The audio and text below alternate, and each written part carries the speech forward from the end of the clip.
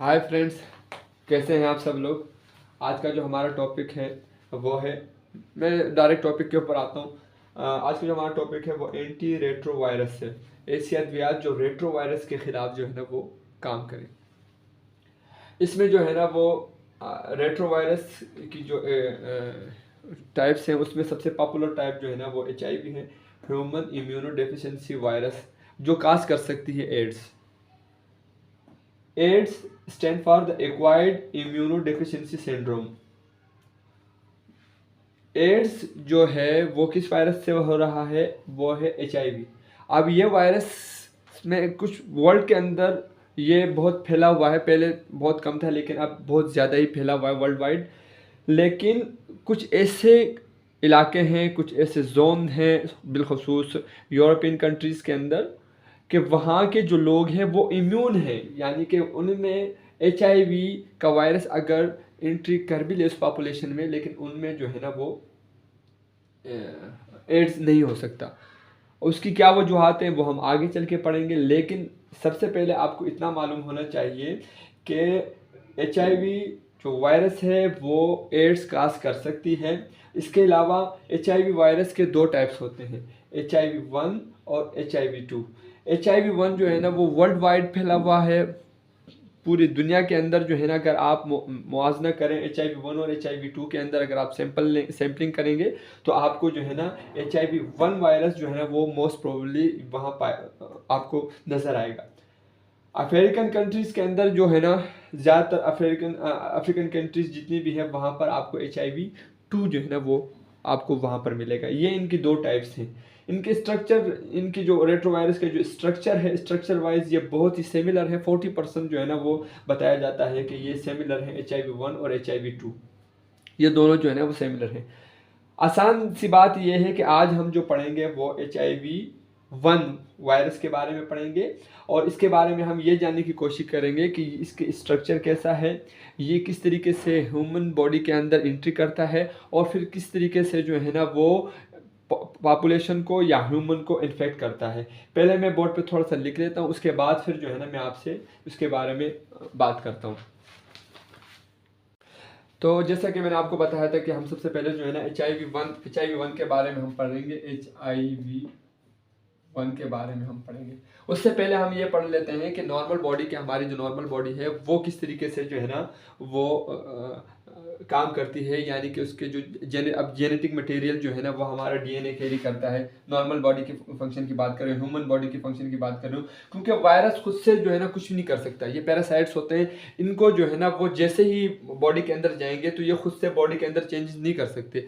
यह होस्ट जो होता है जिस बॉडी या जिस पॉपुलेशन या जिस पर्सन के अंदर ये वायरस एंट्री करता है, तो ये उस पर्सन की जो सेल्स हैं उनमें जो है ना वो म्यूटेशन करती है, या उनके साथ जो है ना मिलके जो है ना अपना असर करती है। ये खुद से कुछ भी नहीं कर सकती। ये अगर एंटर हो गई और उसको वो सेल नहीं मिला जिससे जो है ना होस्ट के अंदर वो सेल नहीं मिला जिससे वो इफेक्ट प्रोड्यूस कर सकता है, तो ये वैसे ही बॉडी के अंदर रहेगा, काम नहीं कर सकता। यानी कि वायरस के लिए होस्ट के सेल का होना ज़रूरी है, और इस वायरस के लिए HIV के लिए जो है ना वो DNA जो है ना वो फैसिलिटेशन प्रोवाइड करता है। अब सबसे पहले हम नॉर्मल फंक्शन की बात कर लेते हैं कि जो हमारा DNA है वो आपको पता है कि वो जेनेटिक मटेरियल को कैरी करता है, सही है। अब DNA जो है ना वो mRNA में कन्वर्ट होता है, इस कन्वर्जन को हम ट्रांसक्रिप्शन कहते हैं। इस कन्वर्जन को हम क्या करते हैं, ट्रांसक्रिप्शन कहते हैं। और इस कन्वर्जन के बाद mRNA के बाद फिर क्या होता है कि पॉलीपेप्टाइड चेन बनता है, और अल्टीमेटली आपको प्रोटीन मिल जाती है। अल्टीमेटली आपको क्या प्रोटीन मिल जाती है, प्रोटीन मिल जाती है जो बॉडी को फैसिलिटेट करती है, सही है। अब रेट्रोवायरस या HIV वायरस के केस में अलग चीज़ होती है। HIV वायरस जो है ना वो क्या करता है कि वो अपने जेनेटिक मटेरियल RNA के अंदर कैरी करता है, सही है। किसके अंदर, इसके अंदर जो है ना वो जेनेटिक मटेरियल कैरी करता है, सही। अब ये इसको पता है कि मुझे जो है ना वहाँ पर एक होस्ट की ज़रूरत होगी, मुझे वहाँ पर उस होस्ट के साथ मिलना पड़ेगा। तो ये वायरस जो है ना वो बहुत ही ज़्यादा जो है ना इंटेलेक्चुअल आप कह सकते हैं, या इसको जो है ना एक एक फैसिलिटी है कि ये अपने साथ कुछ एंजाइम लेकर आता है, ताकि उसको जो है ना किसी होस्ट के जाते ही जैसे ही वो एंट्री करता है इसको किसी चीज़ की ज़रूरत ना हो, किसी से मांगने की ज़रूरत ना हो, बल्कि अपने साथ कुछ एंजाइम्स लेकर आता है जो कन्वर्जन के लिए ज़रूरी होता है। अब ये जो आरएनए है, ये वायरल आरएनए जो है, ये हमारे होस्ट का, ये जो होस्ट का डीएनए है इसके अंदर कन्वर्ट होगा या इसके अंदर मिक्स होगा या इसको जो है ना वो यूटिलाइज करेगा। तो इसके लिए यहाँ पर एक एंजाइम की इसकी जरूरत होती है, इसको रिवर्स ट्रांसक्रिप्टेज कहते हैं। रिवर्स करते हैं यानी कि रिवर्स कर देना, इस ये ट्रांसक्रिप्शन थी और इसको रिवर्स कर जाना है। रिवर्स ट्रांसक्रिप्टेज एंजाइम है जो एचआईवी जो वायरस है वो खुद से अपने साथ लेकर आता है और क्या करता है कि इस वायरस को, ये वायरस जो है ना वो इस एंजाइम की मदद से डीएनए के अंदर कन्वर्ट हो जाते हैं, क्योंकि डीएनए जो है ना अल्टीमेटली आपको प्रोटीन बना के देगा और फिर वही सारा प्रोसेस होता है कि डीएनए एमआरएनए में कन्वर्ट होगा और एमआरएनए जो है ना वो प्रोटीन सिंथेसाइज करेगा। लेकिन यहाँ पर जो ये डीएनए है, ये कौन सा डीएनए, ये वायरल डीएनए है। वायरल क्यों है कि इसके अंदर एचआईवी का वायरस जो है ना वो मिक्स हो चुका है। अब ये हमारा डीएनए या होस्ट का डीएनए नहीं रहा, बल्कि ये वायरल डीएनए बन चुका है, इसकी जो है शेप अलग हो चुकी है। अब इससे जो प्रोड्यूस होने वाली प्रोटीन होगी वो कौन सी होगी, वो नॉर्मल प्रोटीन नहीं होगी, वो इस तरीके से प्रोटीन नहीं होगी, बल्कि ये वायरल प्रोटीन होगी। कौन सी प्रोटीन होगी, वायरल प्रोटीन होगी। अब आपको बात समझ में आ गई होगी कि जो वायरस का जो वायरस से जो प्रोटीन अल्टीमेटली आपको जो मिलेगी वो कौन सी प्रोटीन मिलेगी, वो वायरल प्रोटीन होगी। क्यों वायरल प्रोटीन होगी, क्योंकि उसके जो डीएनए है या उसका जो सेल है उसके अंदर जो है ना वो चेंजिंग आ गई है, वायरस ने चेंजिंग कर दी है रिवर्स ट्रांसक्रिप्टेज एंजाइम की मदद से। मेरा गला थोड़ा ख़राब है, कोशिश करूँगा कि मैं जो सॉरी। तो ये मैं आपको समझाना चाह रहा था कि किस तरीके से आपको जो अभी ये प्रोटीन जो मिली है ये वायरल प्रोटीन मिल चुकी है। अब इसके बाद कोई अच्छा, अब एपिडेमियोलॉजी की बात कर लें थोड़ी सी।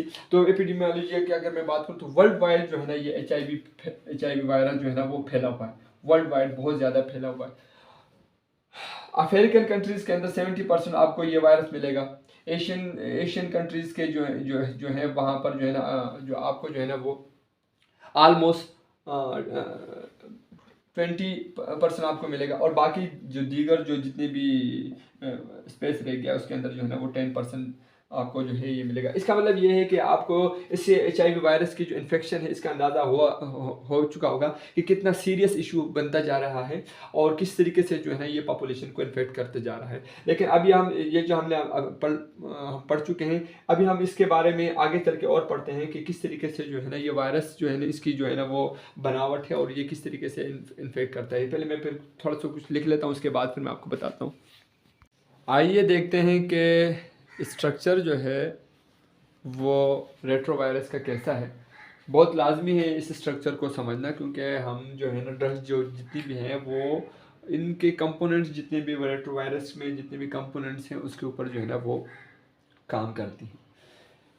स्ट्रक्चर जो है बहुत ही आसान है, बहुत ही इजी है, आपको इसको समझना चाहिए। मैंने इसलिए पहले लिख लेता हूँ ताकि जो है ना वो टाइम जो है ना हमारा वेस्ट ज़्यादा ना हो। आइए डायरेक्ट स्ट्रक्चर की बात करते हैं। यह रेट्रोवायरस का स्ट्रक्चर है। ये सबसे पहले वाली लेयर जो है, ये जो सबसे आउटर लेयर है इसको एनवलप कहते हैं। इसको क्या कहते हैं, एनवलप। इसके साथ हमारी जो है ना वो ग्लाइकोप्रोटीन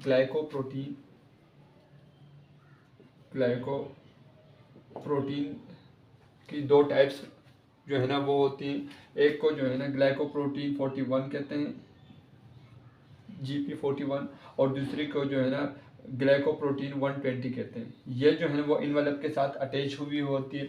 ये फ्यूजन के लिए बहुत ज़रूरी होती है। आगे चल के हम पढ़ेंगे कि इनकी क्या अहमियत है यहाँ पर। तो आपको ये याद रखना चाहिए कि इनवलप के साथ जो रेट्रोवायरस का इनवलप है उसके साथ जो है ना ग्लाइकोप्रोटीन की जो है ना वो दो टाइप्स हैं। एक ग्लाइकोप्रोटीन 120 और दूसरा जो है ना ग्लाइकोप्रोटीन 41। इसके बाद जो लेयर आती है उसको हम मैट्रिक्स कहते हैं। ये भी प्रोटीन से बनी हुई होती है और ये जो है ना प्रोटीन 17 जो है ना 17 जो है ना इसको से बनी हुई होती है। तो इसके बाद जो है ना ये क्या करती है कि इसके अंदर जो है ना वो जो मुख्तलिफ़ किस्म की जो चीज़ें हैं जिसके अंदर जो है ना कैप्सिड है। कैप्सिड भी जो है ना आपकी जो है ना वो ये प्रोटीन है, 24 प्रोटीन टाइप उससे बनी हुई होती है। और इस कैप्सिड के अंदर जो है ना आपका जितना भी मटेरियल है, जो जेनेटिक मटेरियल है या जो वायरस के अंदर जितने भी इंजाइम्स हैं वो इनसाइड इसके अंदर रहते हैं। अब ये जो है ना मैंने यहाँ पर जो है ना 2 RNA बनाए हुए हैं, ये कॉपीज़ हैं 2 RNA, आइडेंटिकल RNA कॉपीज़ कहते हैं हम इसको। तो ये भी जो है ना वो कैप्सिड के अंदर होती हैं। और इसके अलावा जो है ना एक एंजाइम होता है रिवर्स ट्रांसक्रिप्टेज, जिसके बारे में आपको मैंने बता दिया है। इसके अलावा दूसरा एंजाइम होता है इंटीग्रेज, इसके बारे में हम आगे चल के पढ़ेंगे। और इसके अलावा जो है ना प्रोटेज, ये भी एक एंजाइम है। ये तीनों एंजाइम वायरस खुद अपने साथ लेकर आता है और इसकी अपने अपने फंक्शन है। आगे चल के हम पढ़ेंगे कि ये कहाँ कहाँ पर आप काम करते हैं। लेकिन हमने स्ट्रक्चर के बारे में इसलिए लाजमी पढ़ना है कि हमें पता होना चाहिए कि जो रेट्रो वायरस है या हम यहाँ पर जिस वायरस की हम बात कर रहे हैं, जिसको हम पढ़ रहे हैं, आपको पता है कि हम HIV-1 को पढ़ रहे हैं, HIV-1 टाइप 1 को। इस वायरस रेट्रो वायरस के इस HIV-1 वायरस की जो स्ट्रक्चर है वो इस तरीके से बना हुआ है कि एनवेलप है, एनवेलप के साथ जो है ना 2 ग्लाइकोप्रोटीन जो है ना वो अटैच है। एक को हम ग्लाइकोप्रोटीन 41 कहते हैं, दूसरे को ग्लाइकोप्रोटीन 120 कहते हैं। इसके फ्यूजन के लिए बहुत ज़्यादा इसकी अहमियत है, इसको भी हम आगे चल के पढ़ेंगे। इनसाइड जो है ना वो एक मैट्रिक्स है, प्रोटीन 17 नाम के नाम से जो है ना इसको हम नाम देते हैं। इसके अंदर जो है ना फिर एक और कैप्साइड है।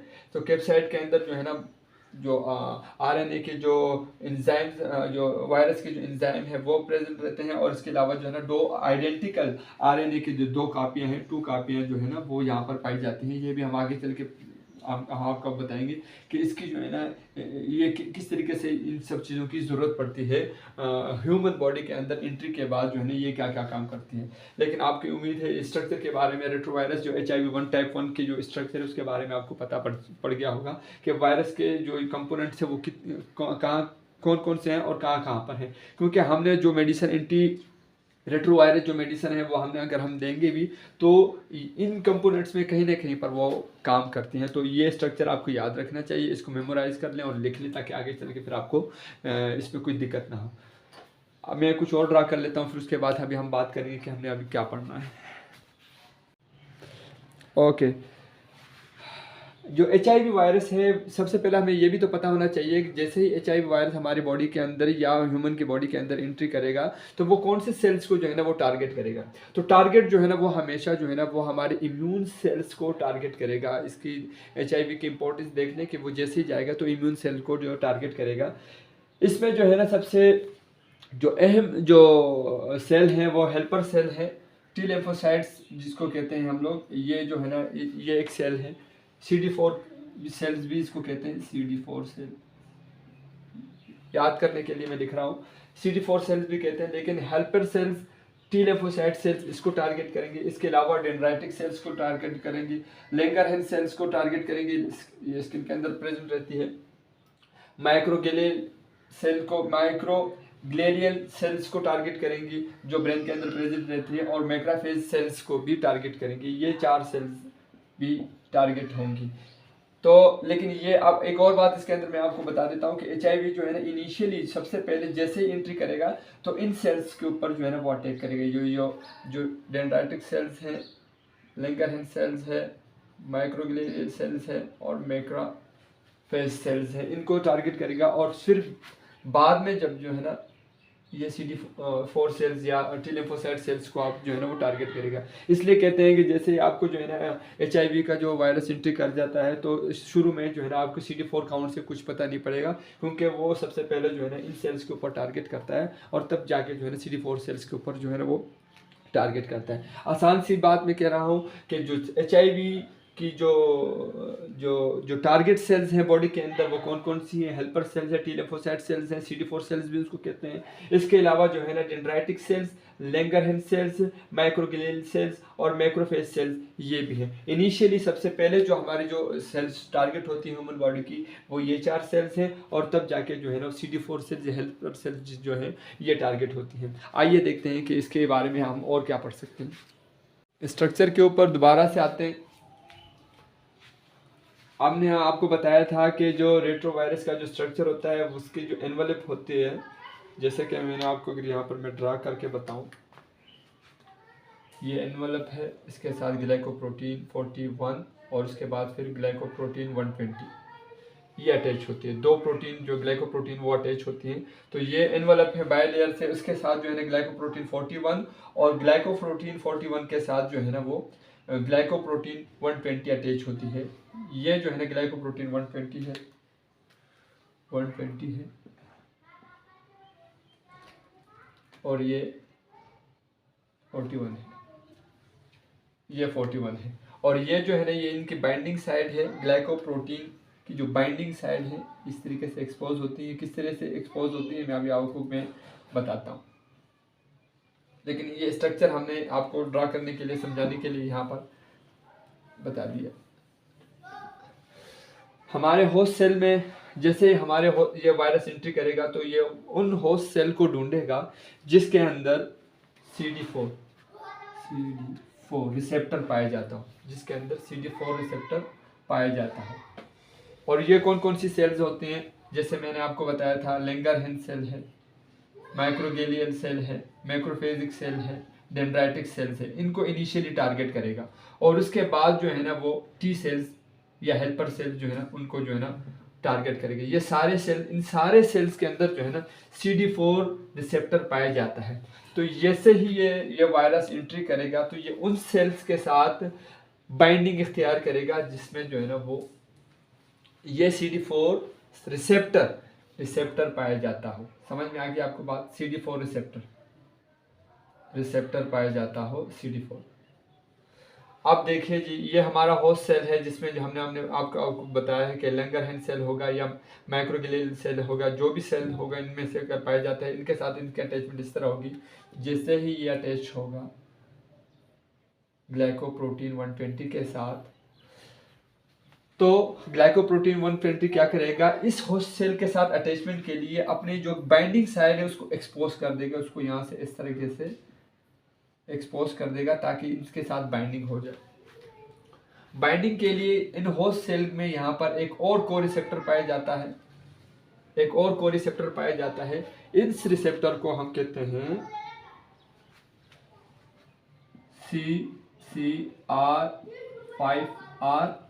ये रिसेप्टर सिर्फ और सिर्फ इन 4 सेल के अंदर पाया जाता है। को रिसेप्टर यहाँ पर CD4 रिसेप्टर जो है ना वो T सेल और इन सेल्स में दोनों में कंबाइन पाया जाता है, लेकिन T सेल्स के अंदर CXCR4R रिसेप्टर जो को रिसेप्टर यहाँ पर जो होगा वो CXCR4 रिसेप्टर पाया जाता होगा। लैंगर और ये जो बाकी जितने भी 4 मैं आपको बता रहा हूँ, डेंड्राइटिक सेल या मैक्रोगिलियल सेल या लैंगरहैंस सेल, इनमें जो है ना को रिसेप्टर जो है ना वो मुख्तलिफ होगा, वो होगा CCR5R। ये बहुत इंपॉर्टेंट है, MCQs में आ सकता है कि कौन से रिसेप्टर में जो को रिसेप्टर में जो है ना या T लिम्फोसाइट्स के को रिसेप्टर में कौन से रिसेप्टर पाए जाते हैं, उनको CXCR4 कहते हैं या CCR5 कहते हैं। तो आपने जो है ना इसके ऊपर टिक करना है कि T सेल के अंदर ये रिसेप्टर पाए जाते हैं। वन बाइंडिंग साइड अगर ये एक्सपोज करेगा, वन बाइंडिंग लैंगरहैंस सेल या माइक्रोगिलियल सेल या जो है ना मैक्रोफेजिक सेल या डेंड्राइटिस सेल के लिए जो है ना वन बाइंडिंग साइड ही ग्लाइकोप्रोटीन 120 की वन बाइंडिंग साइड एक्सपोज कर दे वो बहुत है। लेकिन T लिम्फोसाइट सेल के अंदर जो डिफरेंट होता है, उनके अंदर जो है ना ये दूसरी साइड को भी ये यहाँ पर एक्सपोज करना है, उसके लिए लाजमी है ताकि जो है ना ये प्रॉपर अटैचमेंट होस्ट सेल के साथ हो जाए। और इसके लिए जो है ना यहाँ पर भी जो है ना वो जो रिसेप्टर होगा वो होगा CXCR4R। ये रिसेप्टर जो है ना वो T लिम्फोसाइट सेल के अंदर पाए जाते हैं। और ये को रिसेप्टर जिसकी मैं बात कर रहा हूँ, ये जो को रिसेप्टर है, ये एक ये रिसेप्टर है और एक को रिसेप्टर है। CD4 जो है ना वो दोनों में कंबाइन है, लेकिन यहाँ पर इन 4 में जो है ना वो, जैसे कि मैंने आपको बताया कि CCR5R और T लिम्फोसाइट्स के में जो है CXCR4R को रिसेप्टर पाया जाता है। तो इसको हम कहते हैं अटैचमेंट, प्रॉपर अटैचमेंट। इसको अटैचमेंट ऑफ द वायरस कहते हैं विद द होस्ट सेल। तो ये जो है ना बहुत इंपॉर्टेंट है क्योंकि कुछ ड्रग एंटी जो रेट्रोवायरस ड्रग्स हैं वो यहाँ पर CD4 जो रिसेप्टर है इसके ऊपर काम करेगी, कुछ ड्रग्स जो है ना वो CCR5 रिसेप्टर के ऊपर काम करेगी, कुछ ड्रग्स जो है ना CXCR4 रिसेप्टर के ऊपर काम करेगी, ताकि ये अटैचमेंट ही ना हो और हमारी जो बाकी जो जितनी भी सेल्स हैं या उनको डैमेजेस या वो डैमेज ना हो। तो ये आपको मेरे ख्याल में प्रॉपर तरीके से समझ आ गई होगी कि ये प्रॉपर अटैचमेंट है। अटैचमेंट के लिए कौन कौन सी चीज़ें ज़रूरत है? अटैचमेंट के लिए वायरल अटैचमेंट आप कह सकते हैं इसको। वायरल अटैचमेंट के लिए दो चीज़ों की ज़रूरत है, एक है नंबर CD4 सेल और दूसरे नंबर पे कोरिसेप्टर की, जिसमें जो है ना एक ये पाई जाती है और दूसरे नंबर पे ये। तो ये दोनों कोरिसेप्टर्स और रिसेप्टर, CD4 रिसेप्टर और कोरिसेप्टर जिस सेल के अंदर पाई जाती हैं, तो ये वायरस जो है ना वहाँ पर जाके जो है ना प्रॉपरली अटैचमेंट हो जाएगा। तो इसको अटैचमेंट का फेज कहते हैं। आइए देखते हैं कि इसके बाद क्या प्रोसेस चलती है। अब देखें जी, प्रॉपर अटैचमेंट तो हो चुकी है। ग्लाइकोप्रोटीन 120 का जो काम था कि उसने अटैचमेंट करनी थी होस्ट सेल के साथ with the help of CD4 receptor and CCXR4 receptor और CCR5 रिसेप्टर की मदद से। ये दो रिसेप्टर कोरिसेप्टर और रिसेप्टर की वजह से जो है ना एक आपकी प्रॉपर अटैचमेंट हो गई है। लेकिन अब अगर आप देखें तो ये जो सेल मेम्ब्रेन है, सेल है होस्ट सेल का सेल और वायरस का सेल, ये दोनों अभी फ्यूज नहीं हुए, एक दूसरे के साथ मिले नहीं हैं, एक दूसरे के साथ बाइंड नहीं हुए, एक दूसरे के साथ अटैच नहीं हुए। इनकी अटैचमेंट इस तरह होगी कि ये सेल और ये जो हमारे होस्ट सेल हैं ये भी बाइलेयर होते हैं।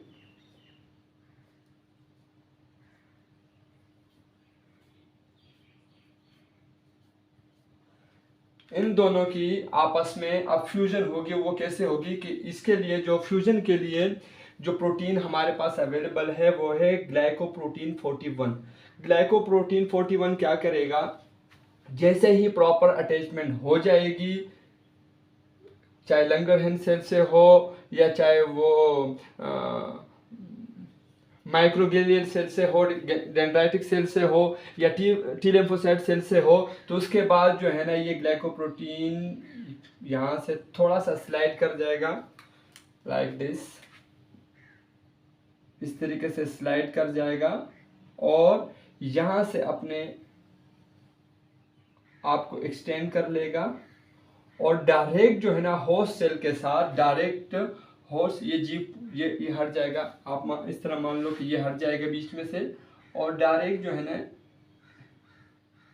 इसकी फ्यूजन हो जाएगी इस सेल के साथ, इसके साथ फ्यूजन हो जाएगी और ये एक दूसरे को आपस में खींचेंगे एक दूसरे को और इनको फ्यूजन करवाएंगे। ग्लाइकोप्रोटीन 41 क्या करेगा कि होस्ट के सेल को और वायरस के सेल को फ्यूज करवाएगा। ये प्रोटीन क्या करती हैं, इन दोनों को फ्यूजन करवाती हैं, इन दोनों का फ्यूजन करवाती हैं।